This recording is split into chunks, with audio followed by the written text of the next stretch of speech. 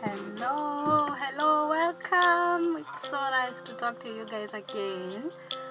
So, I'm your host, Frida.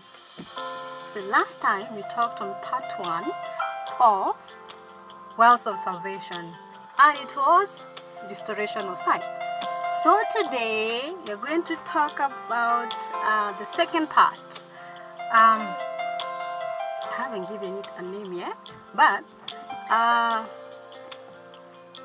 it will flow. So, before we begin, let's pray. Our dear and everlasting Father, thank you for this day. Thank you for your mercies. Thank you for your love. Oh God, let your spirit flow today, Almighty Jehovah. Let your word be heard all over the world, Almighty Jehovah. Let your children receive the word that you send me to pass on to them in the mighty name of Jesus. Thank you, and I love you in Jesus' name. We do pray and believe. Amen. Now, let's go to the next story. Today I'm going to do two of them together. Like I'm going to marinate them together because actually they are more of a sandwich and they mean something. I'm going to start with the story of Abraham. Abraham, you know, he was the father of faith, the father of generations, you know, our father Abraham, you know. So now,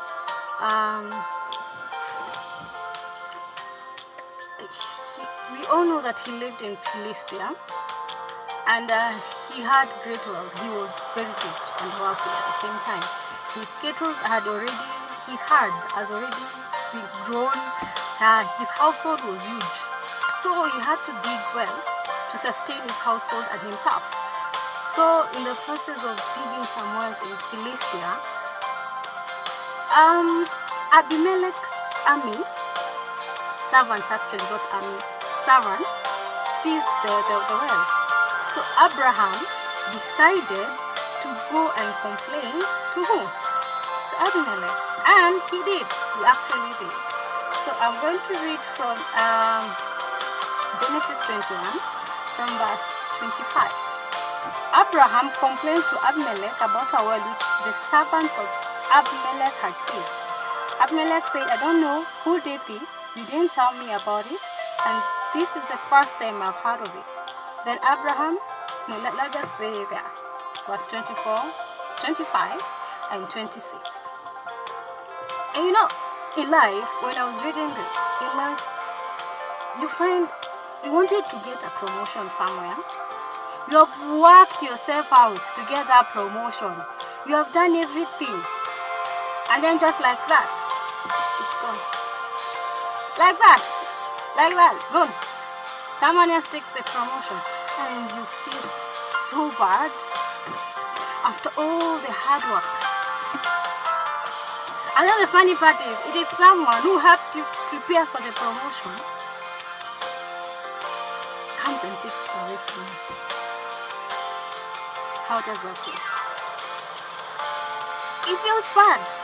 Well, you worked yourself out, you did all that, and then it's gone. Just like that. So in the process, you start resenting this person. Maybe you look at them and you're like, oh God, I can't even be friends with them. No, I can't even talk to them. It happens. It's actually normal. It actually happens. You feel so bad and you don't want to even see this person face to face. You feel like the world is crumbling down. Now let's go to the next story. Isaac, that is Abraham's son. We read from Genesis 26. Even him, Abraham was wealthy. So the same thing happened to the son. The son had quite a large wealth. Very, very, very good. He was humongous.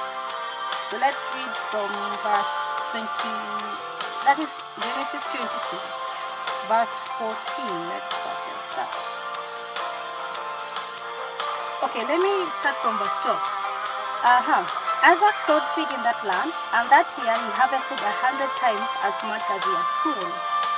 Because the Lord blessed him, he continued to prosper and became a very rich man. Because he had many herds of sheep and cattle and many servants, the Philistines were jealous of him. So they filled all the wells which the servants of his father Abraham had dug while Abraham was alive. Just imagine. The same thing happened to the father is the same thing happening to the son. Why? Prosperity. Because you are prosperous and people can see it. There's no way you can say you have wealth and then no one else will see it.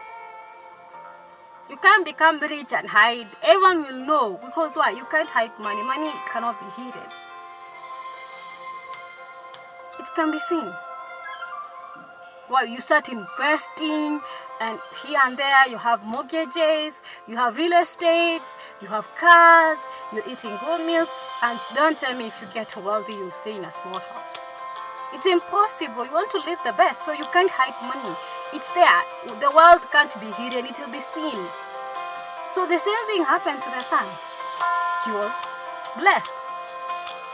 But the Philistines weren't happy. They started envying him. The same thing happened to the father. He was prosperous, and they started envying the guy. Now the son, the same thing is happening to him.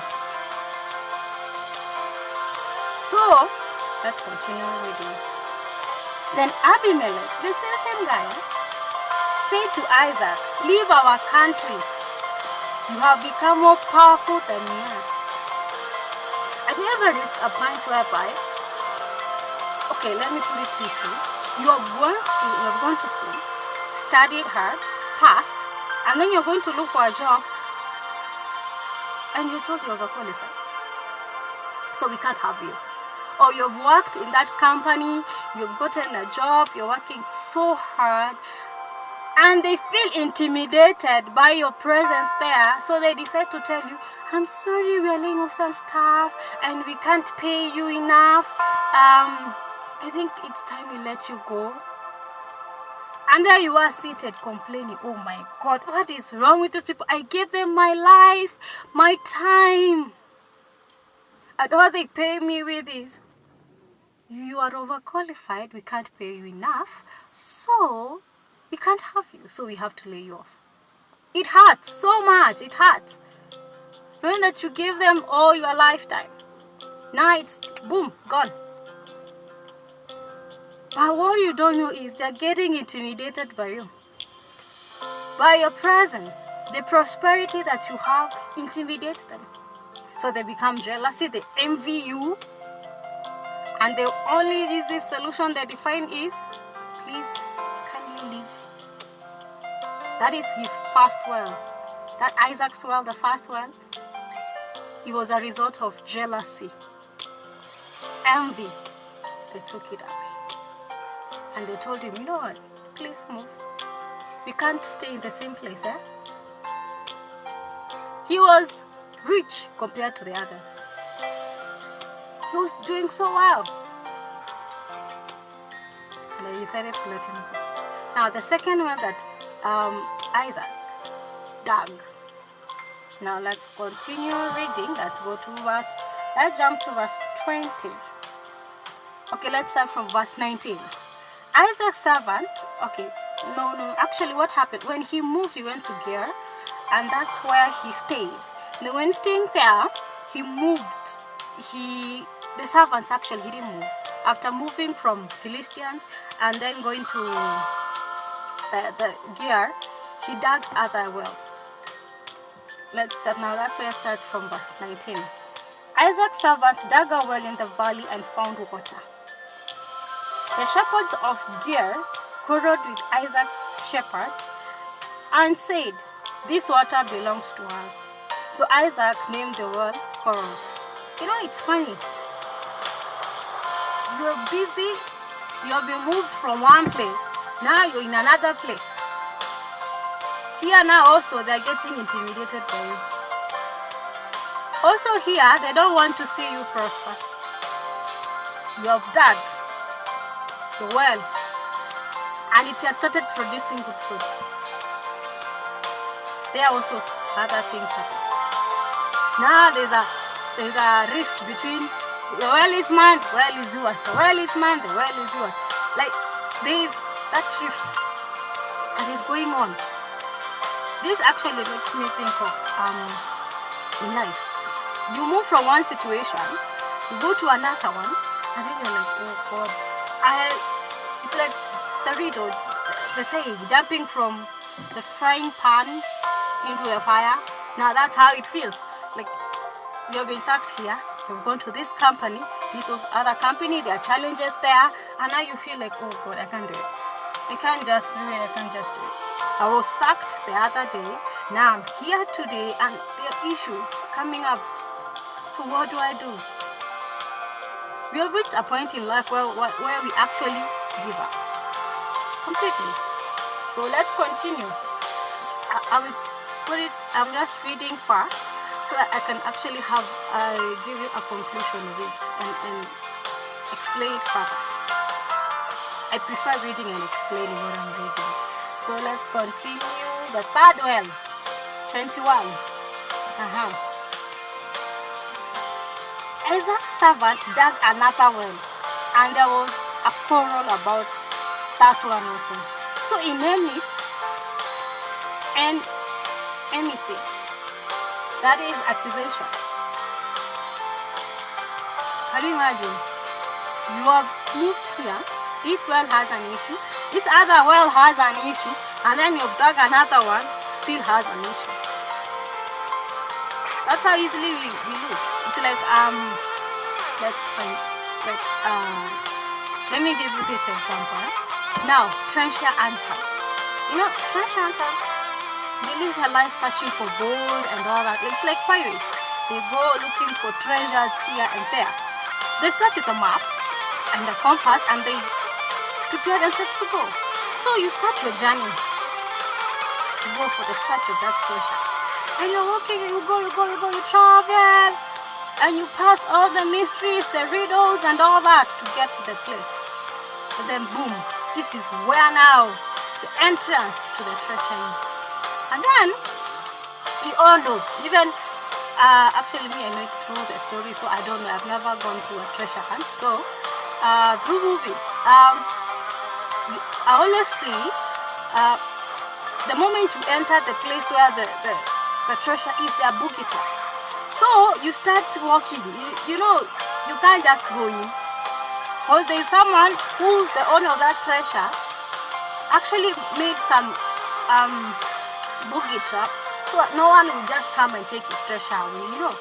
So you come, you first enter the first boogie trap, you pass it, the second one, the third one. Do you think these people, when they go for that treasure, on the third trap, they decide to go back home? We do. When we feel like, oh my God, I can't do this anymore, I am done, and you go. But these people, they don't.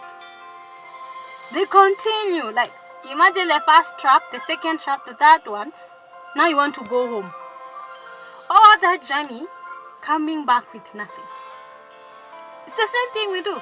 We go from one trial to the other one, and then you're like, I can't give up. God is not coming any soon, so let me just go back home. But no, they don't. They don't give up. They find ways of going on. No matter how hard the trap is. In movies, the others even die. Do that boogie trap to get to that treasure. They will do anything for that treasure. Anything for that treasure. The same thing in life. You have to work hard. You have to do this. You have to do that. But the truth is, giving up is never an option. Giving up is never an option. And it should not be in your vocabulary as well. That word, I give up, should never exist in your life. Isaac didn't. He started with the first one, the second one, the third one. Now let's read the fourth one and see what happened. The first one was about jealousy. The second one was about arguments. Now the third one, accusations. Now let's read the fourth one.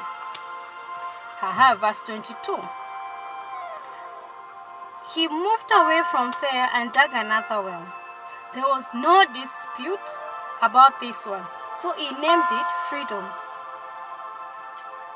He said, now the Lord has given us freedom to live in the land, and we will prosper here. What if he gave up?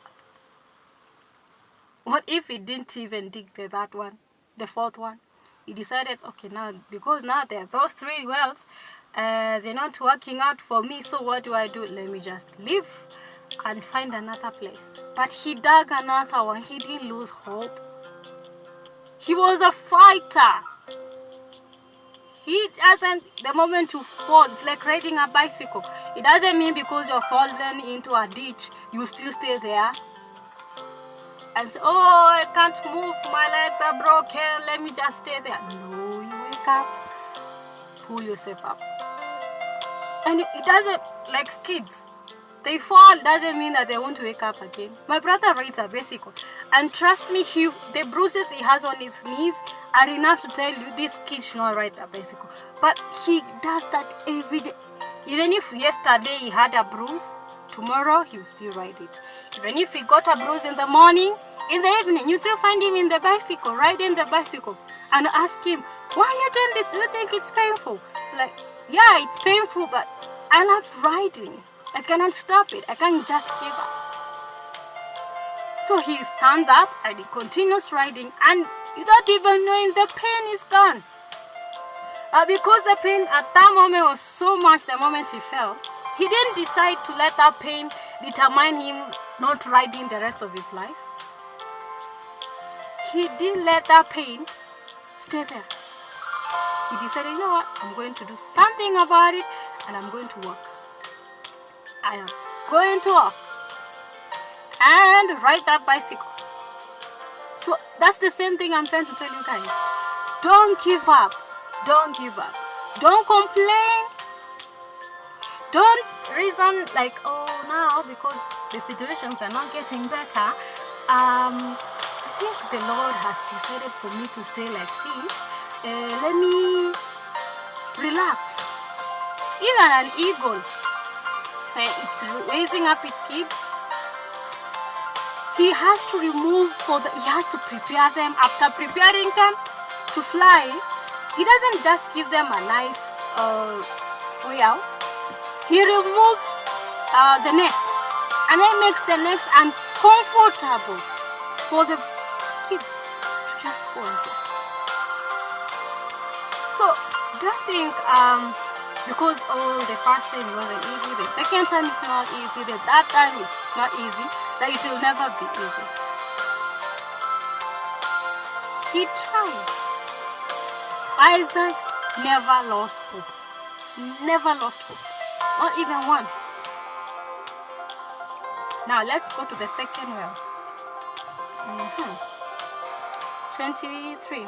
Isaac left and went to Beersheba. That night the Lord appeared to him and said, I am the God of your father Abraham. Do not be afraid, I am with you. I will bless you and give you many descendants because of my promise to my servant Abraham. Isaac built an altar there and worshipped the Lord. Then he set up his camp there, and his servants dug another well. When you think, oh, now I'm done, I cannot walk anymore, this is the end.